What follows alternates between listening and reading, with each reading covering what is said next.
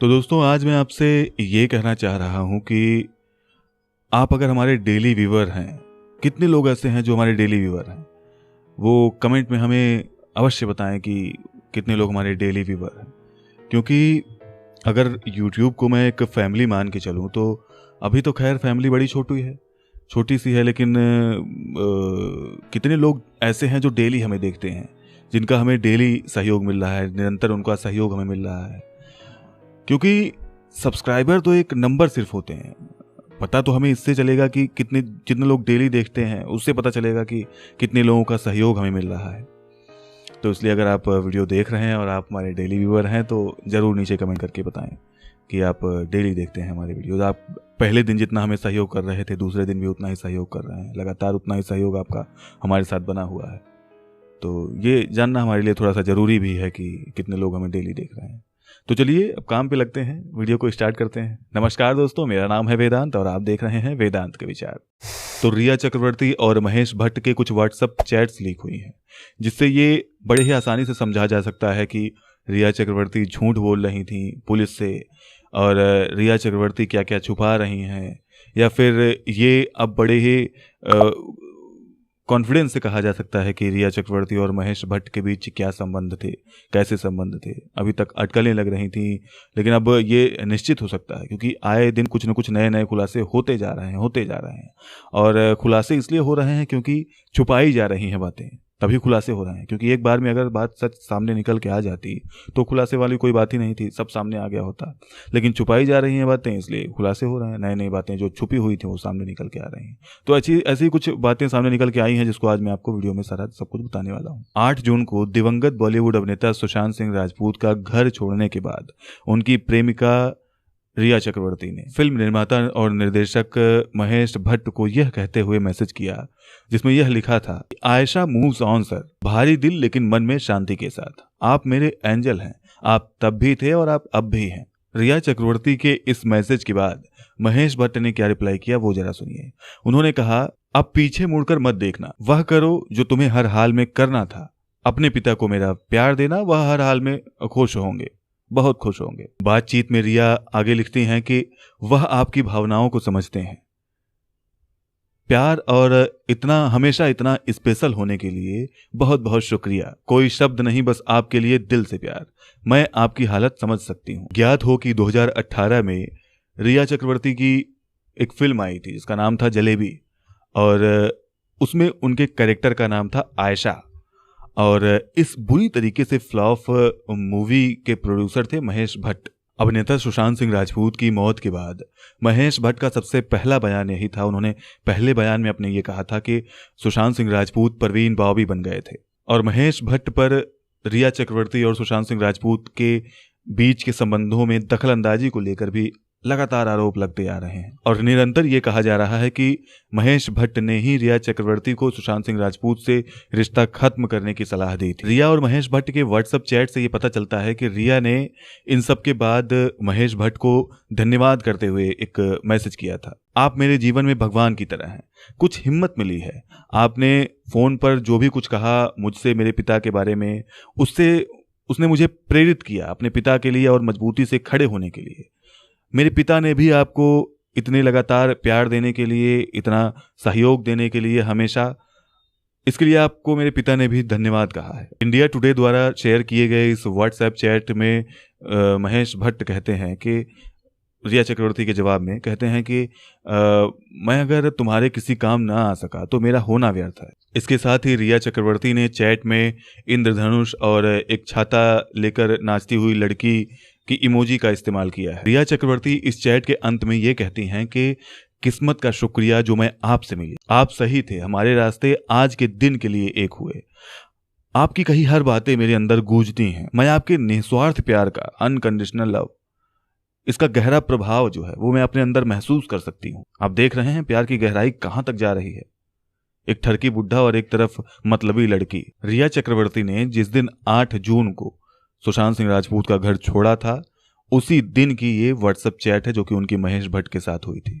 और किस तरीके की बातें चल रही थी, कितना एक दूसरे के लिए प्यार उमड़ रहा था, वो आप सामने देख रहे हैं। अब रिया चक्रवर्ती और महेश भट्ट के बीच हुई 8 जून की इस चैट को देखकर तो यही कयास लगाए जा रहे हैं कि सुशांत सिंह ने नहीं बल्कि रिया चक्रवर्ती ने ही सुशांत को छोड़ा था। लीक हुई व्हाट्सएप चैट से तो ये पता चलता है कि रिया चक्रवर्ती ने ही खुद सुशांत सिंह राजपूत का घर छोड़ा था।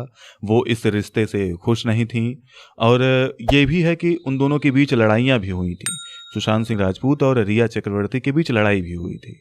हालांकि अभी ये पता नहीं चल पाया है कि उस लड़ाई की वजह क्या थी, कारण क्या था जो इन दोनों के बीच लड़ाई हुई और इतनी गंभीर लड़ाई हुई कि रिया चक्रवर्ती ने घर से जाने का फैसला ले लिया। इसके अलावा यह भी बात सामने आई कि महेश भट्ट का भी इसमें बड़ा हाथ रहा था, क्योंकि उन्हीं के कहने पर रिया ने ये कदम उठाया था। सीबीआई टीम रिया चक्रवर्ती के खिलाफ आईपीसी की विभिन्न धाराओं के साथ सुशांत सिंह राजपूत को आत्महत्या के लिए उकसाने के मामले की भी जांच अब कर रही है। रिपोर्ट के अनुसार सीबीआई मुख्य रूप से अब इस मामले की जांच करना चाह रही है कि 8 जून को जो सुशांत और रिया के बीच लड़ाई हुई वो किस वजह से लड़ाई हुई, क्या पूरा मामला था, क्योंकि गुत्थी वहीं से स्टार्ट होती है। आपको बताते चलें, सुशांत सिंह राजपूत मामले में सुप्रीम कोर्ट ने भी सीबीआई जांच पर मुहर लगा दी है।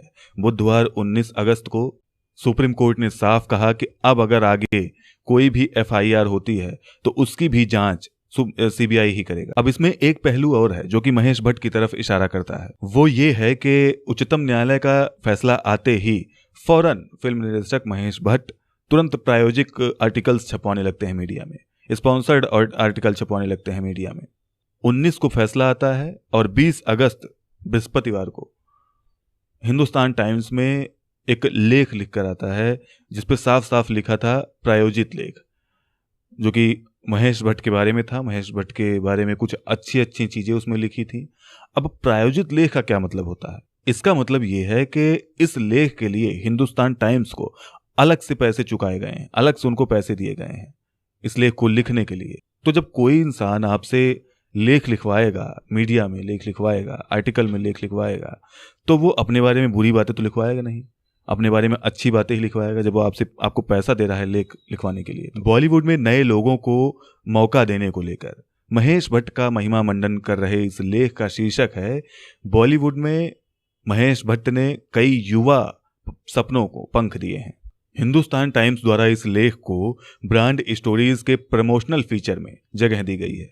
ऐसे में सवाल ये उठता है कि बॉलीवुड अभिनेता सुशांत सिंह राजपूत के मौत के मामले की जांच सीबीआई के हवाले होते ही महेश भट्ट को ऐसे कौन सी मीडिया मैनेजमेंट की जरूरत पड़ जाती है अचानक से। यहाँ पर यह भी ध्यान देना चाहिए कि सुशांत सिंह राजपूत की मौत के बाद तुरंत बॉलीवुड में नेपोटिज्म को लेकर, यानी कि भाई भतीजावाद को लेकर एक बहस छिड़ गई और जो निर्माता निर्देशक थे उनके खिलाफ भी आवाज उठने लगी कि किस तरीके से वो लोग बाहर से आए हुए अभिनेता और अभिनेत्रियों के प्रति व्यवहार करते हैं या उनके प्रति सोच रखते हैं।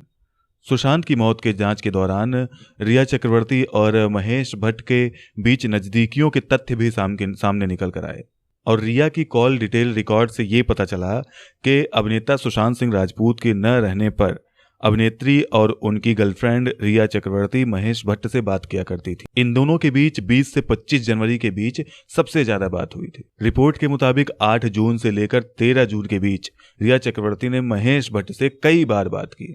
वहीं महेश भट्ट के ऑफिस में काम करने वाली उनकी सहायक सुहरिता दास ने इन सब मामलों के बाद कई खुलासे किए थे। उसमें सबसे अहम खुलासा ये था कि रिया चक्रवर्ती महेश भट्ट से सारी सलाह लिया करती थी और उन्हीं के सलाह का नतीजा था, उन्हीं की सलाह द्वारा ऐसा हुआ था कि रिया चक्रवर्ती ने सुशांत सिंह राजपूत का घर छोड़ दिया था। महेश भट्ट ने ही सुशांत सिंह राजपूत से दूर रहने के लिए सलाह दी थी रिया चक्रवर्ती को। ऐसे में यह देखना दिलचस्प होगा कि इतने वर्षों से इंडस्ट्री में कभी अपनी भूतपूर्व प्रेमिकाओं की आत्महत्याओं की कहानियों को बेचकर, कभी गैंगस्टर्स की कहानियों को बेचकर एक मुकाम हासिल करने वाले महेश भट्ट को अचानक से ऐसे मीडिया मैनेजमेंट की जरूरत क्यों पड़ गई। सीबीआई के हाथ में जैसे ही ये मामला गया सुशांत सिंह राजपूत मौत का, तुरंत इनको मीडिया मैनेजमेंट की जरूरत क्यों पड़ गई। तो दोस्तों, ये था आज का मेरा पूरा वीडियो। आप इस बारे में अपनी क्या राय रखते हैं कमेंट में हमें जरूर बताएं। वीडियो अगर पसंद आया हो तो लाइक कीजिएगा, चैनल को सब्सक्राइब करके बेल आइकन को प्रेस कीजिएगा और अगर ज़्यादा पसंद आया हो तो अपने दोस्तों के साथ भी शेयर कर लीजिए। मिलता हूँ आपसे एक नए वीडियो के साथ, एक नई खबर के साथ। तब तक के लिए जय हिंद, वंदे मातरम।